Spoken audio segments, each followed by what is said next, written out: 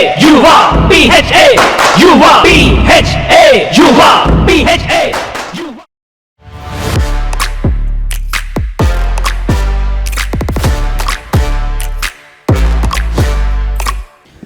Our chief guest is a hardcore supporter of the housekeeping fraternity, and he was the wholehearted support to start the Mysore chapter.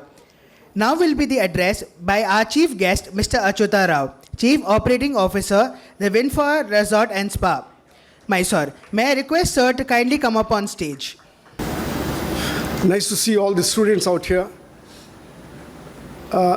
My friends, dignitaries and students out here, good morning to you all. I am delighted to be here for the 4th Young Visionary Housekeepers National Convention and the 6th Anniversary PHA YUVA. In fact, the first or the second convention was held at Mysore at our resorts. PHA has really grown from strength to strength.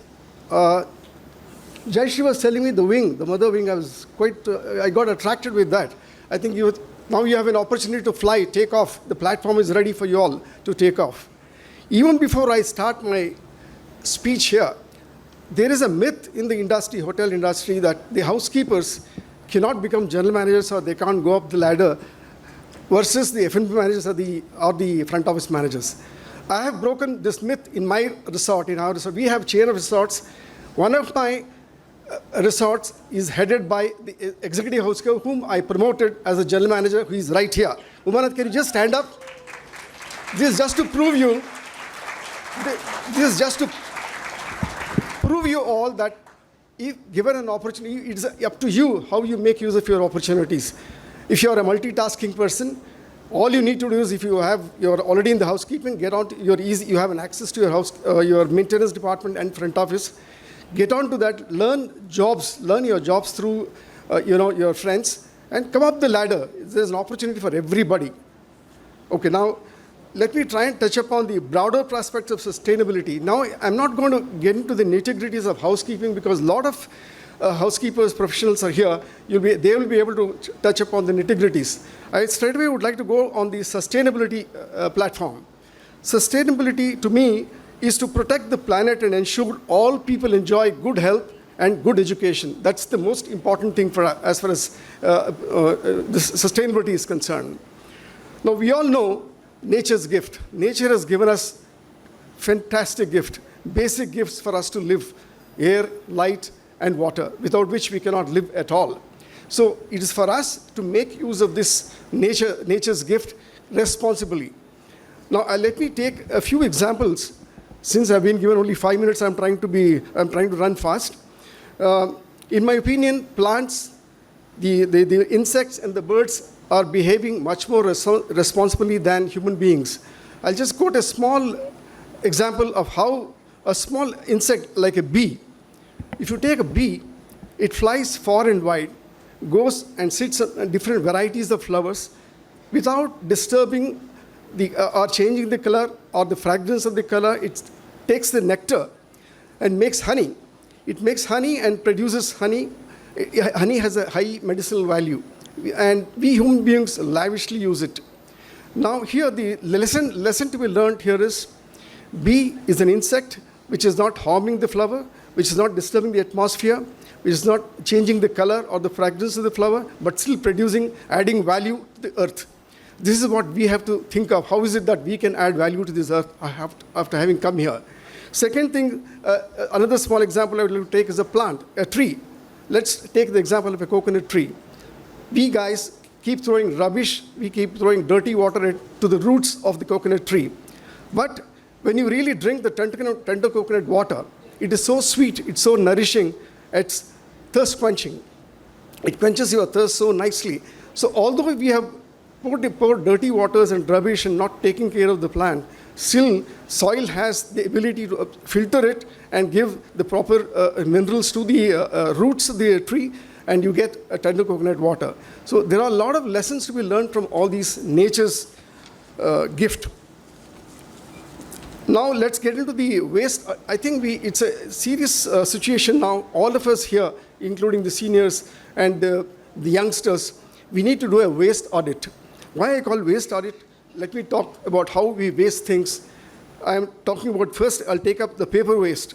Most of us read news online, but still billions of books and magazines gets printed. Only half of it gets recycled. The other half goes waterways. Why is it? And to produce all this, to print all these books and magazines, millions of trees are cut across the globe. All these trees are cut to make these magazines, which goes waterways and gets blocked. It gets choco-blocked. It's high time that when this e-reading has started, it's better to stop cutting the trees and stop printing so many books and magazines which are of no use, which it's available online.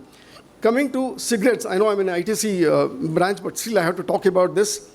Cigarettes, in India alone, 600 million trees are cut, and 2 lakh hectares are being used for tobacco cultivation.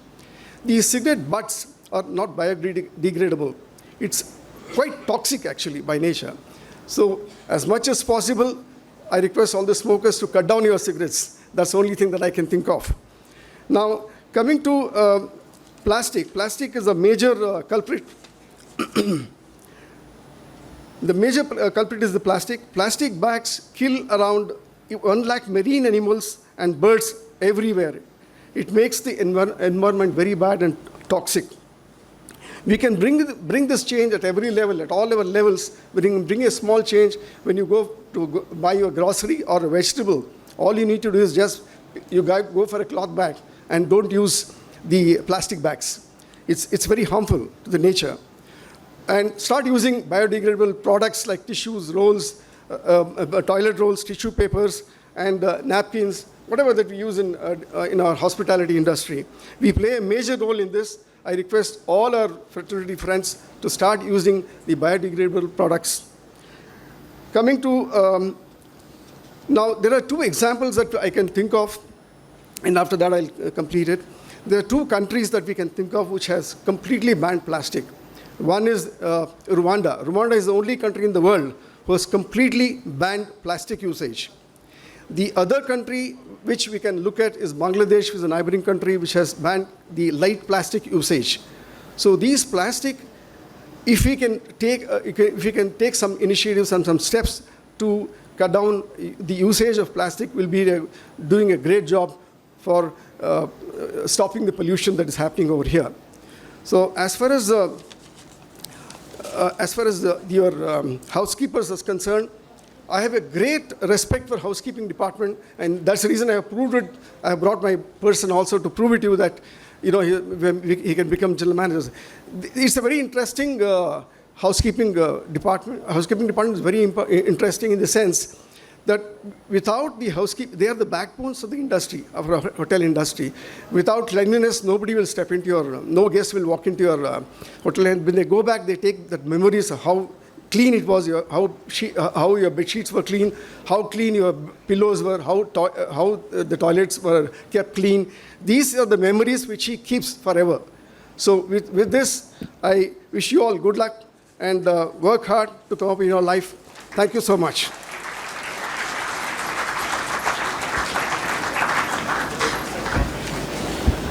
Thank you, sir, for those motivating thoughts. Sir, I request you to kindly remain on stage. I request Ms. Jayashree Nagaraj ma'am to kindly felicitate sir.